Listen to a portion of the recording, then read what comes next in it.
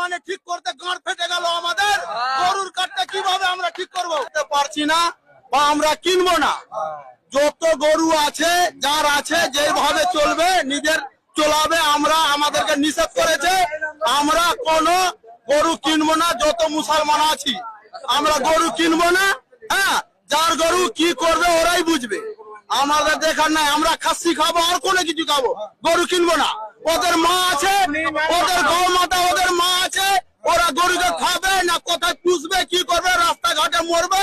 আমাদের জমিতে গেলে আমরা যার গরু আছে আমরা চিনতে পাবো, এর বাড়ির গরু আছে, আমরা ওর উপরে আক্রমণ করবো, যেন আমাদের ক্ষতি হয় না। যেন 14 বছর পরে আমরা নিজের কাঠ মানে ঠিক করতে গাঁট ফেটে গেল আমাদের।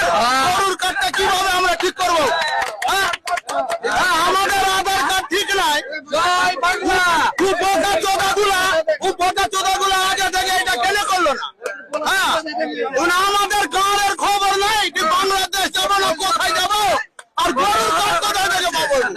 হ্যাঁ, আমাদেরকে নিষেধ করেছে। আমরা সব মুসলমান ভাইরা গরু কিনবো না, আমরা গরুর কোরবানি করবো না। আমরা দরকার হলে খসি করবো, না হলে আমরা পোল্ট্রি চালু করে খেলি। আমরা গরু কিনবো না। আমাদের মধ্যে যেটা গরু আছে আমরা হাল চাষ করে নিব। হ্যাঁ, বা আমাদের দুটা একটা করে আছে মুসলমানের মধ্যে আমরা ছেড়ে দিই। হ্যাঁ,